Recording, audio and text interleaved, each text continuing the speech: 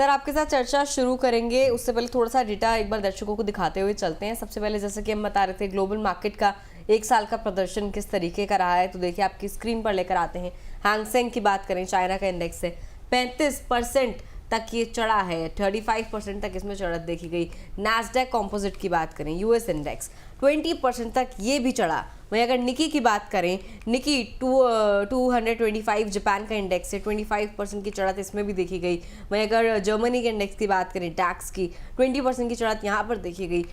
S&P 500 की बात करें, अगेन यूएस इंडेक्स 12% ये भी चढ़ा। सेंसेक्स इंडिया की बात करें, देखिए जैसा कि हम कह रहे थे कि भारतीय इंडेक्सेस के मुकाबले बाकी इंडेक्सेस काफ़ी बेहतरीन प्रदर्शन करते हुए नजर आए। ये आपको हम आंकड़ों के जरिए भी बता रहे हैं। सेंसेक्स इंडिया की बात कर रहे हैं 5.5% चढ़ा। निफ्टी इंडिया की बात करें 7% तक भी नहीं पहुंचा, 6.8% चढ़ता हुआ नजर आया। सर पिछले एक साल में सेंसेक्स और ग्लोबल इंडेक्स के प्रदर्शन में इतना ज्यादा फर्क क्यों देखने को मिला है? हमें निवेशकों को इससे मतलब क्या कुछ समझने को मिलता है, क्या कुछ सीखने को मिलता है? देखिए दिव्या जी, बेसिकली आप ये समझिए कि मार्केट भी मौसम की तरह है।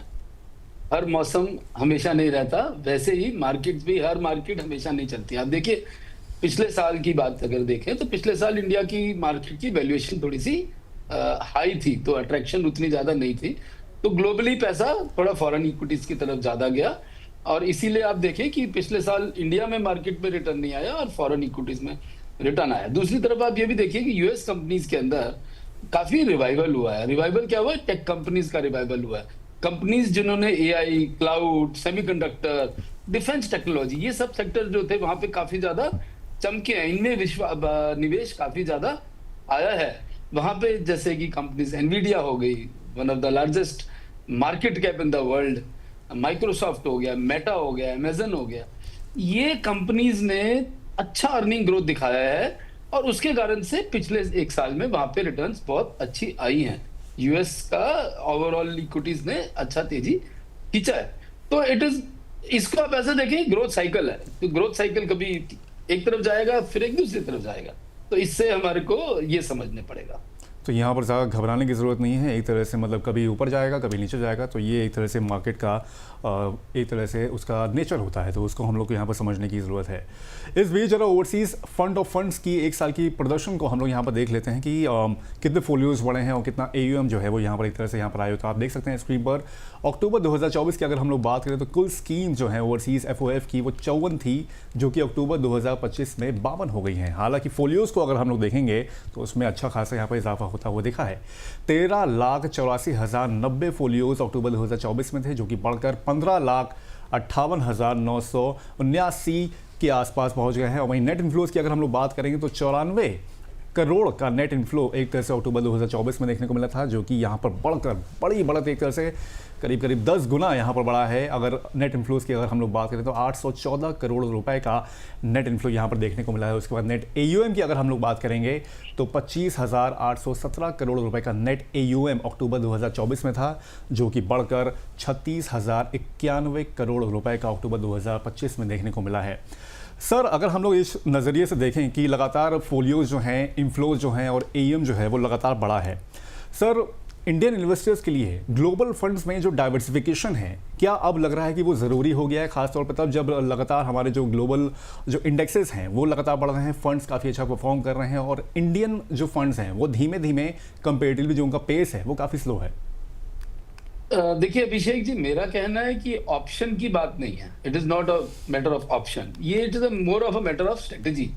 स्ट्रेटेजिकली हम क्या करना चाहेंगे, और उसके पीछे एक बहुत ही इंपॉर्टेंट इंफॉर्मेशन है जो कि हम सब जानते हैं।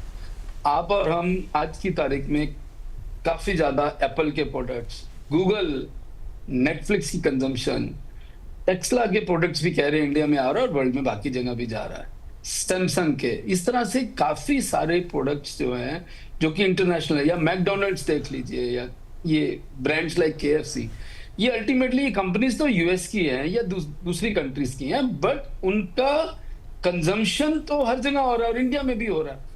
तो अगर हम इन कंपनीज का प्रोडक्ट को कंज्यूम कर रहे हैं और हम समझते हैं कि जिन चीजों की कंजम्पशन हो रही है उनकी अर्निंग ग्रोथ भी वाजिब आनी बनती है, तो फिर रिटर्न हमको सिर्फ इंडियन कंपनी से ना कमा के उन कंपनी से भी कमाना है। इट इज मोर लाइक कि कंजम्पशन ग्लोबल है, लेकिन इन्वेस्टमेंट हमें लोकल भी करनी है।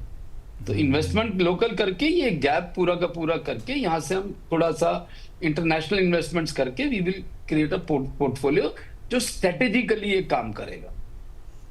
ठीक है, तो इस तरीके का पोर्टफोलियो क्रिएशन की जो है ज़रूरत है, जो थोड़ा स्ट्रैटेजिकली काम करे, सब जगह से फ़ायदा उठाए। अगर सिंपल लैंग्वेज में बोले तो चाहे डोमेस्टिक इंडेक्स हो या फिर बाहरी इंडेक्सेस हो, ग्लोबल इंडेक्सेस हो। देखिए जैसे कि अभिषेक जी आपको बता रहे थे किस तरीके से ओवरसीज फंड ऑफ फंड की ग्रोथ पिछले साल से 2024 से 2025 तक रही है। एक बार 2025 का ही आपको आंकड़ा दिखाते हैं, महीने दर महीने किस तरीके की बढ़त ओवरसीज फंड ऑफ फंड में नजर आई है, किस तरीके से फोलियोज बढ़े हैं, किस तरीके से नेट AUM बढ़ता हुआ नजर आया है। देखिए सबसे पहले अगर नीचे से इस डेटा को आप देखेंगे, जुलाई के महीने की अगर बात करें, कितने ओवरसीज फंड ऑफ फंड के फोलियो थे? 13,91,000 के आसपास ये फोलियोज थे। नेट इनफ्लो 196 के आसपास, 196 करोड़ के आसपास का यहाँ पर देखा गया था।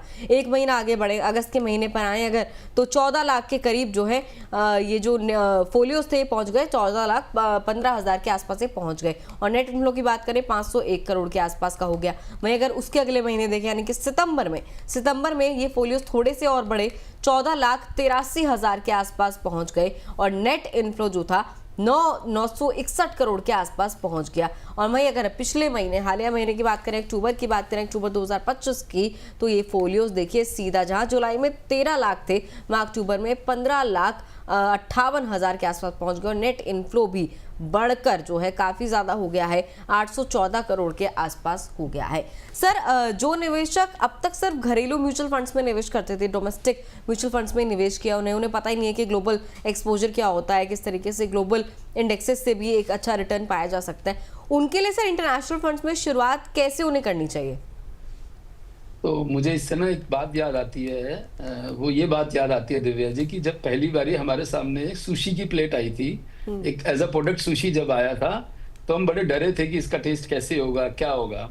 तो हमने एक प्लेट ऑर्डर नहीं करी थी, हमने कहीं पे एक पीस सुशी का खा के देखा था कि क्या हमें वो टेस्ट सूट करता है कि नहीं करता।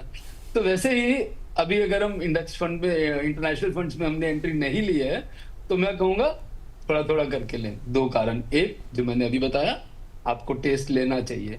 दूसरा कारण कि जो इसको रिसेंसी बायस भी बोलते हैं कि जो चीज का पीछे पिछले 1 साल में हमने देख लिया बहुत अच्छा रिटर्न है, तो हम सब, ये डाटा भी आपका वही कहना चाह रहा है कि रिसेंटली जहां पर रिटर्न देखा हम लोग सब उसके पीछे चल दिए। तो मेरा मानना यह है कि रिसेंसी बायस से बचना चाहिए और इन्वेस्टमेंट जो है वो सोच के करनी चाहिए। इसीलिए आपको सलाहकार की बड़ी जरूरत है और इसीलिए आपका शो भी बड़ा काम आता है। तो अभी जो लोग एंट्री करें वो अभी फिलहाल बेस जैसे नेस्डैक 100 हो गया या S&P 500 हो गया, इस तरह के ETFs के ऊपर फोकस कर लें, वो ज्यादा बेटर रहेगा। और उसको भी अभी थोड़ी थोड़ी मात्रा में करें, क्योंकि अभी रिसेंटली रिटर्न हमने बहुत अच्छी देखी है, तो अभी एकदम एंट्री ज्यादा बड़ी करनी समझदारी नहीं लगती।